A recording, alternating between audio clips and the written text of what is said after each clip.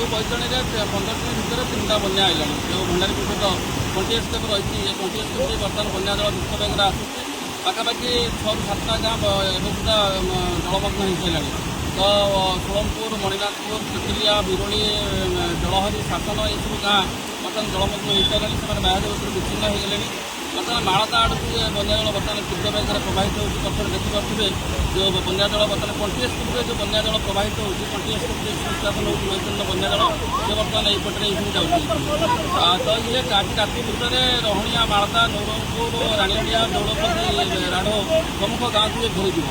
तो ये बन्या जो दुई थर बन्या चाषी मैंने आज क्षतिग्रस्त होती पूर्व दुई थर बन्या 15 दिन पूर्व पा छाड़ी नाला ये तृतीय थर पर जो बन्या आसला तो पा छाड़ी नाला पूर्व जो बन्या होता पा छाड़ी नाला तो तापर पुणी ये पा आसिक माड़ दे धान तली बर्तमान धान खरीफ धान चाष एगुड़ा प्रबल भाव में नष्ट हम मंदल मढ़ियाड़ी झुटुणा जो बैतरणी नदी मध्य दुईटा पंचायत अच्छी से पंचायत क्षतिग्रस्त हम या छड़ा एपटे अच्छी 5टा पंचायत ये 5टा से 7टा पंचायत खंडारी ब्लक प्रबल भाव में क्षतिग्रस्त हम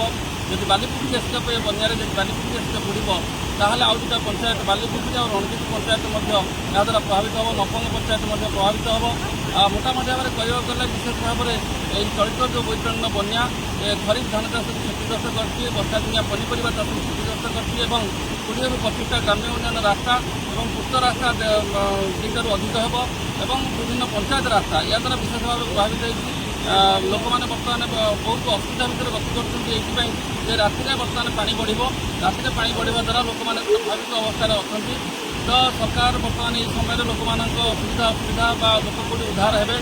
निश्चित भाव में प्रशासन दृष्टि देव आशा करा।